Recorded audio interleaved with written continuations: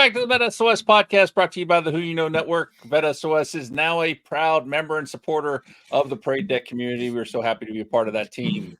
Remember, don't drown to see a transition. Grab the VET S.O.S Lifeline. Today, we're here with William Chesnutt. He's joining us to talk about his organization and what they do to support our community, as well as talking about the books he's written and how he is helping our community with those books at the same time. So can't wait to hear more about that as we get into it. As always, I'm here with my co-host, Eric Brew. Eric, how you doing today? Brother, listen, man, I'm excited. I can't wait to hear what Will's got for us. Learn more about his books and what he's doing. I'm super excited, dude. It's a good day, man. It's sunny here in Georgia. It's gorgeous. It's beautiful. So, hey, man, pitter patter. Let's get at her. You just alienated all our viewers in the Northeast. All right. Choices. Yeah, we'll jump right into it here. William Chesnutt is the founder and CEO of Strategic Development Group, LLC, and Strategic U. He retired from the Marine Corps in July of 2021. He has a master's in organizational leadership, an MBA, and is pursuing a DBA in organizational leadership. He holds numerous industry certifications, including Lean Six Sigma Master Black Belt and Resilience Building Leadership Professional Trainer. He is the author of the 3P Business Framework, People, Process, and Performance, the foundations on which great organizations should be built, and author of Your Strategy, Your Success, the Essentials of Strategic Planning for Organizations. Quite a bit you got going on there, William. So happy you joined us today. How are you doing? I'm doing great. Thanks for having me. We're excited to have you on here. You and I first met at a V2I event. You were on there talking about your book, so we'll get into that here in a little bit. But before we jump into all that and what you got going on, tell us a little bit about your service and your transition. How did all that go? I keep hearing from some people that I'm kind of an anomaly. My transition went amazing. It was in May of 2019. I decided that I should start planning for retirement, even though I hadn't decided to retire yet. I was doing a business transition seminar on Camp Pendleton, hosted by the Marine Executive Association. And I decided to just start throwing myself out more into the civilian world, volunteering for nonprofits and stuff like that to start honing some of my business skills that I'd been getting educated on. And I knew I wasn't going to get paid, but, it was something I wanted to do for the future. And I just started pretty much a 29-month or 26-month process of transition. Awesome. I love to hear that. We'll say at least one other person in this particular room at the moment did the same thing and started early, but before they made the transition. I was fortunate enough to have the time and a command that was willing to let me do a few things I needed to do. But I was just like you. I started it before I made the official decision, and then of course through the blessing of this podcast, VET S.O.S, I learned all these horror stories that really made my transition a lot better. So glad to hear that you had a smooth one. Eric, were experiences different? Yeah, experiences were vastly different. Although, in fairness, when I went through my transition, when I started my transition, and I started as well in 2019, although I was a little bit behind the power curve, I built a great plan. I had the plan. I had a plan. I just didn't understand that I didn't know what I was doing, that my plan wasn't sustainable. And then I put my plan in the perfect rear naked choke and I killed it. I held on too tight, right? I held on. I didn't give it room to grow. I didn't give it room to move. And I killed my plan. I didn't mean to. I loved my plan. It was a good plan. I built it. I'm one of my favorite people. It reminds me of jacked it up, and that old I was cartoon. I was left, 4 months to transition with no plan all of a sudden. But yeah, no, I'm thrilled. Listen, it's super important when we do this, like when we share our stories and we talk about people who are transitioning, it's super important to highlight people who struggled and people who really got it right. Yep. Both things have an opportunity to provide a lot of hope to the people who are getting ready to step into that role, getting ready to step in that mode, or who are in the middle of it. And so, no, I'm super happy that you both had great transitions. Sean, I know that you attribute your entire great transition to me, and that's fine. I didn't know Will. But anyway, so Will, tell us more. Walk us through the transition. What was, other than the volunteering for nonprofits, what was your key to success? What do you think your key to success was? Well, I took advantage of a lot of a couple of the programs that were around at the time. So right after that thing in May, that transition seminar in May, I went to the American Corporate Partners, and I got a mentor. And still to this day, we don't do it every month, but we do it every other month. And he's helped me immensely, and we're still friends. Me and my wife, him and his wife, awesome. One of his other clients and their grandson. We went to a Padres game in August, and his company paid for it. They're still taking care of it, and because he's part of the program, and it's allowed me to help him learn from what I went through, because I was his first mentee, and now he has 3 other people that he's mentoring. So I get to share my experiences with him on things I did to help more veterans try to transition. And he's going to start setting it up where I'll get on and help mentor some of them through their transition to help him out, because he never served or anything like that. He just wanted to give back somehow. I love it. So I did that. I also did a skill bridge. And that was probably the key, but I guess the biggest thing, that don't be afraid to try something different. Everyone says, "Oh, I want to be a project manager. I want to be a project manager." You see it all over LinkedIn.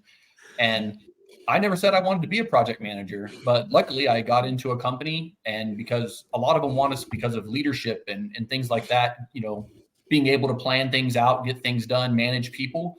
And I landed with a railroad construction and maintenance company. They put me at a project engineer. I started off making 6 figures right out of the Marine Corps. Yeah. And that's funny too, because there are tons, man. If you've been in the space for a day, everybody wants to be a project manager. But when we step back and we look at that, that's a job title, right? Amazon is a great organization, and they hire a ton of project managers. So does Waffle House. So does, Carl's Jr. They have project managers too. They're just completely different industries. So you have to understand what industry you want to walk into.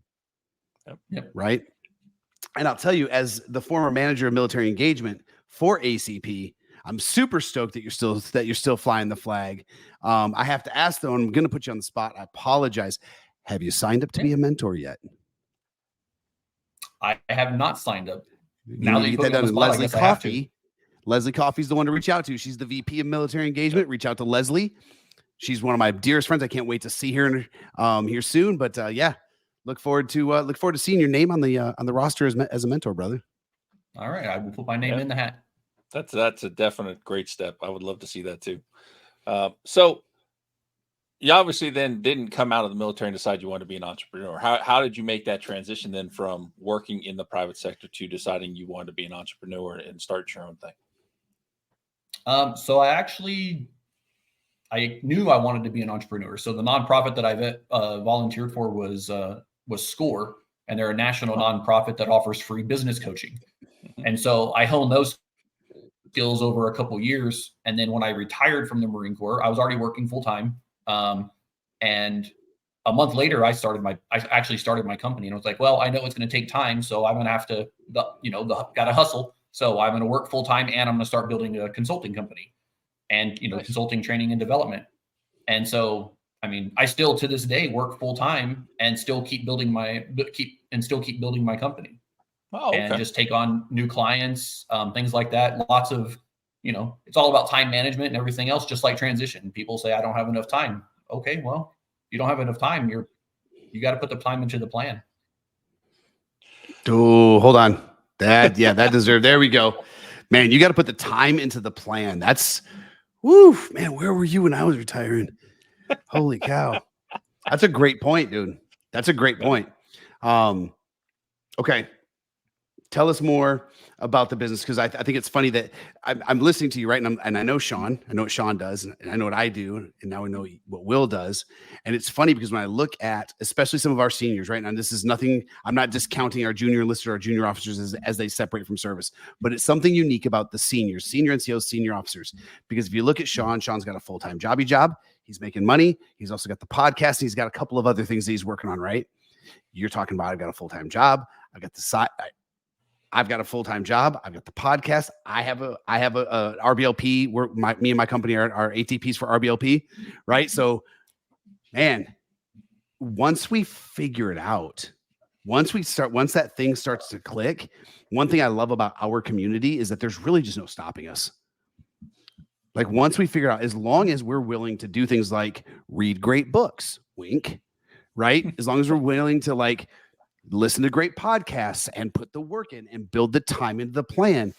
Once we figure that out, as long as we've got somebody that's just going, hey, look, I know you've never done this before because retirement, you only get to do that once, right? So you've never done this before. So here's this stuff. Here's these things that you should probably be looking at. Once we get that and it starts clicking, we're cooking with Crisco, man. It's awesome. I'm happy. Okay, keep going. Tell us more. Oh, well, I mean, so I started my company. I actually transitioned out of the railroad. I kind of went back, not exactly to where I came from. Right now, I'm actually a contractor. I went back to being to working for the government, so I'm a contractor for the government. But I am back in aviation, which is where I left from the Marine Corps. And the benefit to that, I actually, again, it's all about choices. You said it earlier, Eric. I actually took a $15,000 a year cut in pay to go to my current job, but I don't have to spend 3.5 to 4 hours on the road commuting. That I'm 100% remote. So, and I have a kind of like an alternative work schedule. So I get to work at my set hours. I get every other Friday off. I have time to put into my company, into the other goals that I have for myself in life. Again, it's just, you have to, it's the choices you make now, but I'm not making a choice for today. I'm making a choice for 10 years from now. So you're gonna fill this up with knowledge bombs, bro. Yeah, make a plan for yourself, not for now, but for the future, right? Mm-hmm. Okay. Yeah. That thought process didn't just happen. That wasn't just an epiphany, right? That's learned experience. What got you there? Well, the military teaches us to plan, and that's right. Great. But when I really started changing and thinking further in the future than even the military, was actually when I started doing when I finished my bachelor's degree and I started going into a master's. Because my first master's was in management with a concentration in organizational leadership, and that's when they really started pushing strategic planning. And I always thought like, oh, if I have like a 5-year plan, I'm good. And if you look in one of my books, I'm talking 20 years down the road. I'm not talking about 5 years down the road. So I'm looking at my next retirement. I mean, my goal is to retire again at 50 and just basically be able to teach and kind of oversee my company and the university and stuff that we're working on, and help push those further, and then just give back and help other people, mentor, things like that. I love it. You mentioned earlier taking quite a pay cut to get to put yourself in a better position. And I think that's another thing that a lot of us, as we're transitioning, we don't realize that we have the freedom and the flexibility and the left and right latitude to be able to do. And that is to choose the things that matter most to us. Yep. Right? I remember taking my very first remote job, and my first remote job was really with ACP. I was remote. I worked from home, and man, I spent nearly 2 years loving the fact that I got to see my children off to school every day. And my wife would walk in. Her shop is in our garage. I've lost my entire garage to my wife's shop, but her shop's in the garage. So I'd get to see her come in and out. And I got to interact with people that I didn't get to interact with a lot in other employment. So I think it's great that you've identified places and priorities for your own life. And you took steps to make sure that they were honored. That's a big thing. Yeah. Sean, I'm sorry, man. I didn't mean to cut you off, buddy. You were going to say something. I completely agree with what you're saying. It's just, I think like with me, that there were certain marks that when I came out, I was aiming for, and then once you get out and then you start, living life, figuring out this new thing, then other things, your priorities change, what you want changes. And we have that, like you said, that latitude, that right and left limit. And that really helps. So tell us a little bit about Strategic Development Group, what you're doing with them and how you're out there using it to help veterans as well. Well, part of it, I guess, so I'll start off with the veteran piece. So we offer business coaching, things like that for people who want to start businesses, or if they own a business and they just want some kind of analysis. We can do gap analysis, things like that to find holes where maybe they need to focus more. We can help them focus there if they want us to, which was really the reason I stopped doing the nonprofit business coaching and I started my company, because I could only do so much. As the nonprofit, I could guide and advise. I couldn't actually help.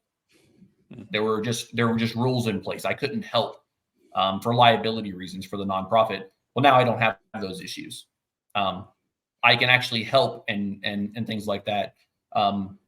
And so I've helped a few different veterans start businesses across the country. I don't charge them to help them start a business. I'm not going to start, give them a business plan, operating agreement, things like that. Some of the foundational stuff, I'm not going to, I want them to be successful, be in compliance, especially when it comes to IRS and taxes and everything else. Like I want them to do it the right way. Cause I don't want anybody, any of my people the IRS to come back and say, you owe us $15,000 because you didn't file this right. I don't want that to happen. So I like to give advice, help, talk to people. I spent 2.5 hours actually on the phone yesterday with a retired Air Force vet, talking about his executive coaching business and stuff that he has in Alabama. He's actually going to he actually is one of my adjunct instructors, and he helps develop curriculum for us too. Oh. So yeah, everyone who works for my company right now is a veteran. They're all independent contractors. They're not full-time, but they're independent contractors. But if I can, and they have the veterans, and I can find a veteran that has the skill set that I need, I'm going to try to make my company 100% veteran. It would just be better. I like it. I know what I'm getting. Yeah, that's a fact. So along those lines, so you also have Strategic U. So is that underneath Strategic Development Group, or are you running that as a separate entity? How's that line up? And what are you doing with it? Yeah. Right now, Strategic U is it is part of Strategic Development Group. Right now, we changed Strategic Development Group from consulting and training and development to consulting. That's our consulting side. Strategic U is our online learning academy right now. The long-term plan for that is actually and it keeps changing because it just popped in, ideas pop in my head and I kind of have to adjust my plan, be flexible and adaptable. We can talk about that in a minute. So I started working recently with the county that I live in Idaho. It's a very rural county. It's Elmore County. There's only, probably 60,000 people in the whole county. There's only 2 towns. One has about 14 or 15,000 people in it, and the other one has about 11. And so they don't have people that have, I guess, my educational background and all that to help businesses here. And so I've started working with the county, and they want me to become a career and technical education certified to teach business classes, because they're business instructors now. They've gone through some very basic training, and they're authorized by the state to teach, but they don't have the business experience. And so now Strategic U, the long-term plan has always been for it to become a fully online accredited university that's flexible with low tuition. Because I think education is something that everybody should have access to. And I know people are working adults, things like that they don't have all the time. So we want to open up the kind of the education to more people. That's the long-term plan. Now I'm looking at maybe trying to bridge the gap, and that's kind of where I'm working with the county to bridge that gap where they can come straight from high school. They can take classes through us, earn some certifications, things like that through the county as high schoolers. So we're preparing them even earlier. Nice. And they're even talking about maybe trying to bring me in to do entrepreneurship classes at the middle school to start them as young as in middle school. So, just trying to prepare people for the world. You need to. The college coaches are already recruiting in the middle school, so you need to start getting them young. Hey, look, athletic departments have figured it out, right? Professional sports have figured it out. Athletics, maybe it's time corporate America figures it out. We need to start dipping in and educating and making sure people are ready for when we're ready for them. I like the way you work that calculator. We need to talk about a career. Oh, that's great. That's great. Will, tell us about, so you've written a couple of books. Let's start with the 3P business framework. Tell us about it. So that all came really from my transition, actually. when I started looking into companies that I would want to join, I had three criteria, and I know a lot of people think that it's focused on pay. That wasn't actually my first one. That wasn't even in my top three. My first one was I wanted a company with a good company culture. If I wasn't happy where I was and with the people I worked with, I didn't want to be part of it. Yep. And so that's why that's, going through the corporate fellowship program, that was great because I actually got to test a company out at the when I was doing it. So it was great. My second one was I wanted to be able to move up. I didn't want to go in somewhere and just get kind of like, okay, cool, you're never going to go past here. I still wanted to be able to advance to better myself. And then I wanted learning opportunities inside of it. And so pay was actually my fourth item on the list, but I never told a company that, I just wanted fair pay. I didn't want to, make $300,000 for being a project manager. I'm like, I just want fair pay for the work I'm doing and the hours I put in. That was it. And I found my top 4 in that company that I went to. Nice. And I stayed with them for a year and 9 months. And then I just, like I said earlier, I had to make choices. So, right. I mean, I guess that was a big part for me. Yeah. Tell us about the book. So tell us, what can we expect if we haven't read it? Listeners are looking to find if this is the next book for them. What are they looking for? So the first one, 3P Business Framework, it's all about people, process, performance. So 3 different parts that every single company needs to be able to look at. The beginning of the book starts with kind of a review of a little intro to strategic planning, nothing crazy, but laying a foundation for like business plans, strategic plans, understanding finances, how funding and businesses work, just a little overview just to give them some knowledge before I get into the people. But it basically focuses on getting the right people into your organization, taking care of your people, training your people, things like that. That's the people part of the 3P. Then you get into process. Well, that's Lean Six Sigma and design thinking. They both together will help accomplish something. And this is actually going to be a later book. Integration of Lean Six Sigma and design thinking. Design thinking is basically building the customer experience from the beginning all the way to the end. And Lean Six Sigma fits in there as far as being efficient, so we can offer the best price and the best value to the customers, but a high quality product at the same time. Because we're all customers here. If something's really hard to buy or do, we're probably going to find somewhere else to do it, unless it's like the only place we can do it. We want things to be easy and simple for us. Definitely easy. We're customers. Yeah. So if we can design it to be that way, if a company can design something to be very simple, like one-click ordering, like, hey, it's nice, I can go on and do Apple Pay. I love being able to do that and not have to type my information in every single time. I love it. So that's part of it. It's a better customer experience. And then the last one is performance. So tracking your performance. A lot of companies are like, they track everything and it's based off of revenue. And I'm like, that's one metric out of thousands of metrics that you can track to know whether your company is moving in the right direction. And so we break out lots of different categories, give examples of different key performance indicators from different departments, different ways to track, and then how they blend back up to the top, how they're impacting your revenue. That's one, but what's your other ones? I love it. Nice. So, yeah. All right. So your second book is one that is when I first met you, was when you were talking about your second book, and you were very adamant when I heard you speaking about your book, how this is something absolutely can be adaptable to the transition process, and people in transition can benefit from it. So tell us a little bit about this book and one of the great benefits you're personally providing to our community based off the sales of this book. Okay. So the second book is Your Strategy, Your Success. And it's all about strategic planning. So you take your 3P business framework and that intro part where I start talking about strategic planning. Basically, there's going to be books that follow through that dive deeper into each one of these steps in the 3P business framework. And so this is kind of the first part, is planning for your organization to get it on the right track. This is hopefully before you even have people. So think very beginning. And it's a lot of people just think about strategic planning and they think, oh, that's an organizational thing, but it's not. We've been talking about it so far on the podcast, and strategic planning goes into individual. So take everything and just remove the word organization and think of it for yourself. So parts of it are for developing a strategic plan. You need to assess your current situation. What's the current job market? Well, guess what? Businesses do that. They assess their industries.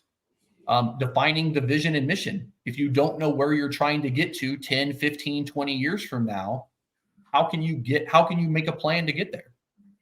So again, where do you want to be? What's important to you? Setting your strategic objectives. Again, where are you going and how, and in the future, develop strategies to get to those. Maybe you want to start a business, but you also need to work in corporate America right now, like a lot of us do. Well, okay, so you need different strategies. There are different strategies that go with each one of those plans. Then you have to implement your strategy effectively. And then, Eric started mentioning some of this in the beginning. You need to monitor and then adapt your strategy as things change. It's not make a plan and go, and that's it, and never look back. Companies go through strategic planning exercises every year. Why is your transition even any different? If you're only looking out transition 2 years, that's fine. You should be reevaluating every 2-3 months to see if things are changing. Maybe you tried something and you don't actually want to be a project manager. Maybe you just want to do something that has to do with project management, and it's a part of it, but it's not the thing you do all the time. Yeah, absolutely. I went through the PMP boot camp and realized very quickly I wasn't going to get a PMP. Yep. I've done the same thing. I've done all the PMP training. I have the whole application filled out about 2 years ago. Never submitted it to PMI to take my test. Yep. Yeah. I decided I didn't need it right now. I think what I love about this whole thing and how this all ties in, Will, is that what you've done is, and as I've listened to you, right, you've systematically taken some of the strongest, most relevant lessons we learned in our military service. You tweaked them, you polished them, you turned them around a little bit, maybe you flipped one or two upside down, and you've applied it to what it looks like outside of the uniform. Yeah. Mm-hmm. And that's something that a lot of us need to hear, is that what we learned and what we did is still relevant. We don't have to throw everything we learned into the circular bin, right? Mm-mm. You should. A lot of what we learned, but it has to be tweaked, right? We joked around before we came on live, right? We got to put this away, right? This isn't gonna. We got to put that in the sheath, right? That's got to go. That's got to get put away. But there's so much that we learned that is applicable, that is relevant, that is necessary, and that really can make an organization thrive if it's the right butt in the right seat. Yeah, for sure. Oh, I love it. And the best part about the book is that every book I write, I choose a nonprofit to donate proceeds to. And so for Your Strategy, Your Success, I've been friends with Brian Arrington since I think right around 2019, 2020. And so I reached out to him, and I knew what he was doing over at Vets to Industry. And I was like, well, let's give back to, my own community. And so 25% of profit from every single sale of the book for the life of the book, we'll get, as long as V2I is around, I'll be donating to them to try to continue helping veterans that are trying to transition. That's awesome. Yeah, Brian's a great dude. I just had lunch with him 2 weeks ago. So he and I was up in Atlanta. We got to have lunch together. So that's awesome, man. And thank you for doing that. Right. I've been with V2I since their second event. I don't get on them as nearly as often as I'd like, because somebody has me recording podcasts on Saturdays now. You can admit it's because of football season. Don't Brian, blame it you can blame Sean. It's okay. But great organization with an incredible mission, and they've touched thousands of people's lives. And so thank you for doing that. I can't believe it, Sean. We have come to the end, dude. We are already out of time. I don't know how we keep doing this. I really do. I've said this now in episodes before. I think we need to look at our format, maybe give ourselves a little bit more time, because I cannot believe we're out of it already. Will, thank you so much for taking time to be here, buddy. One last question for you. This is for the benefit of our audiences, or for our audience. What is the best place for folks to get a hold of you? LinkedIn. I don't do much other social media at all. So find me on LinkedIn and please connect. Okay. Well, I appreciate it. Again, Will, thank you so much for being here. Thank you for taking time out of your busy schedule. Sounds like you got a few things, a few irons in the fire. So thanks for being here. Thanks for spending some time with us and sharing what you've done. Sean, as always, dude, love hanging out with you. Appreciate you, sitting down and hanging out with us because you're going to hang out with me more later. All right. Well, with that, we'd like to continue wishing everyone a happy Hanukkah. 3 days left in Hanukkah. So enjoy. Please enjoy your holiday. Please don't forget to follow and subscribe to us on YouTube or your favorite podcast platform. Thank you for tuning into the VET SOS podcast. Remember, don't drown in the sea of transition. Grab that VET SOS lifeline. See you guys.